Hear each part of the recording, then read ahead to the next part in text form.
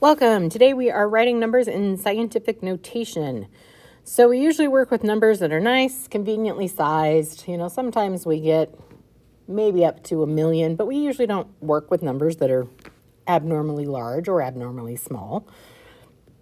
So in July of 2024, the national debt was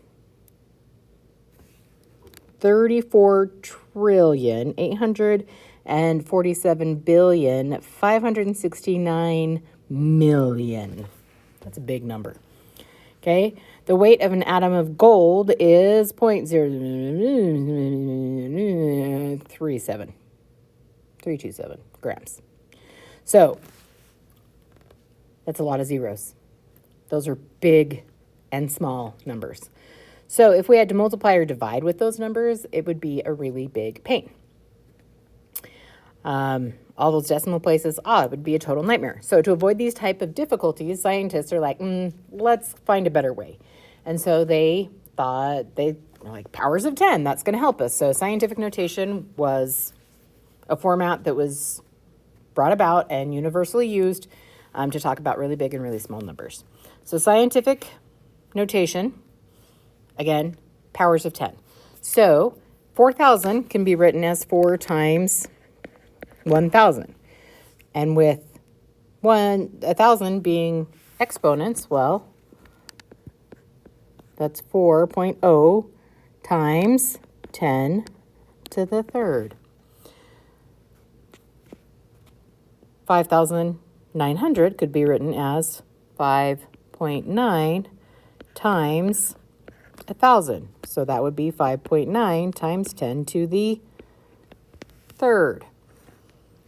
Okay, 0.03 can be written as 3 times 100, and 100 using exponents would be a negative. So that's going to be 3.0 times 10 to the negative 2.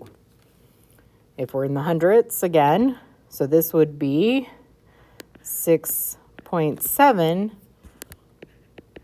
times 10 to the negative 2. So as you can see, big numbers have positive exponents, and small numbers have negative exponents. Rules for scientific notation. Numbers must be written in the form a number times 10 to the power. And M must be a decimal number with one non-zero digit in front of the decimal. So a number between between 1 and 9. Okay, so that means 1, 2, 3, 4, 5, 6, 7, 8, or 9 in front of the decimal. Can't be more than that, can't be less than that. Has to be one of those numbers. Okay, so writing numbers in scientific notation is actually much easier than it seems.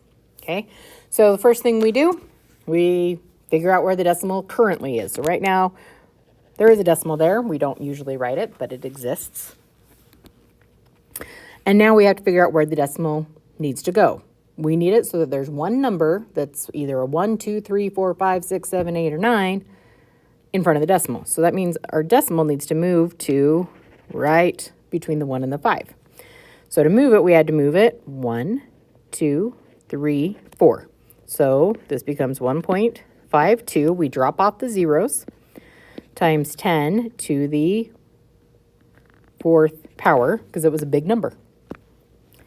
Okay, so this one, 5.23, drop off the zeros. Again, we want our decimal to move to there.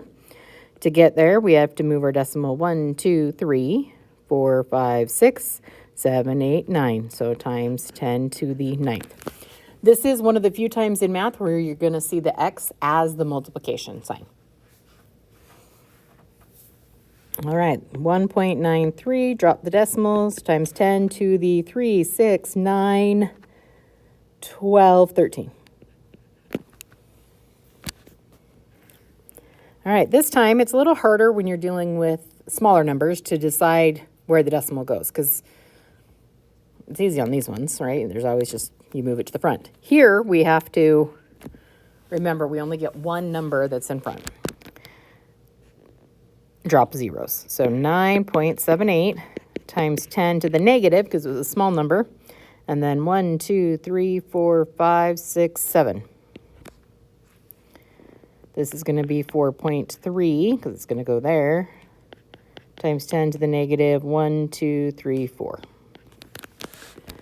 This one is going to be 3.27 times 10 to the negative 1, 2, 3. I hope you guys have better eyes than I do. 1, 2, 3, 4, 5, 6, 7, 8, 9, 10, 11, 12, 13, 14, 15, 16, 17, 18, 19, 20, 21, 22.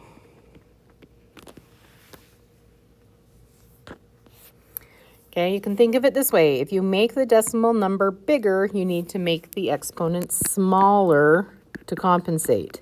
And if you make the decimal number smaller, you need to make the exponent bigger to compensate. Because sometimes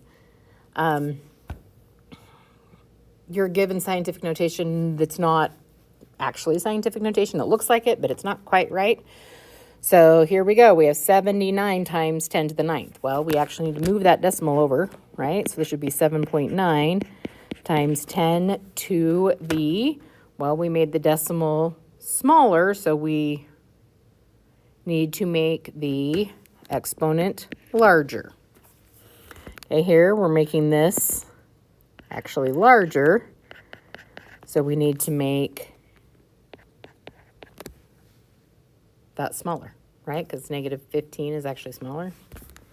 Here we're going to move that, so 3.3 times 10 to the negative 4 to compensate. We're going to move that decimal 1.6 times 10 to the negative 1. Okay. Says put A through D in order from smallest to largest. Okay, do we even need to change these into standard form? Or how can we tell which number's bigger? The key is in the exponent on the 10. Which one has the smallest exponent?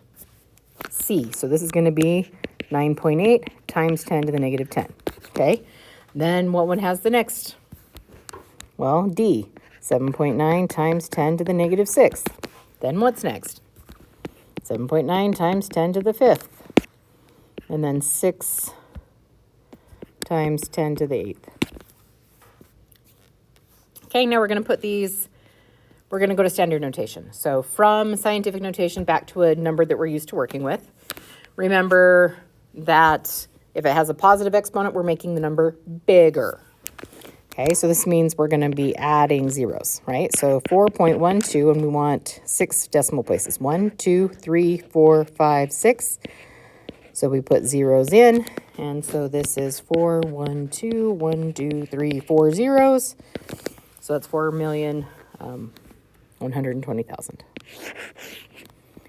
Okay, negative 3 means we're going to go 1, 2, 3. So this is 0.00901. To the 4th, so 5.8, 1, 2, 3, 4. So 58,000. To the 7th, 1, 2, 3, 4, 5, 6, 7. So 7, 3, 4, 5, 8. 1, 2, 3 zeros.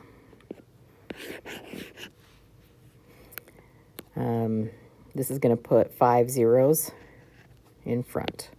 So 1, 2, 3, 4, 5, 6, 3. And to the negative 2, 1, 2. So 0.0583. Good luck.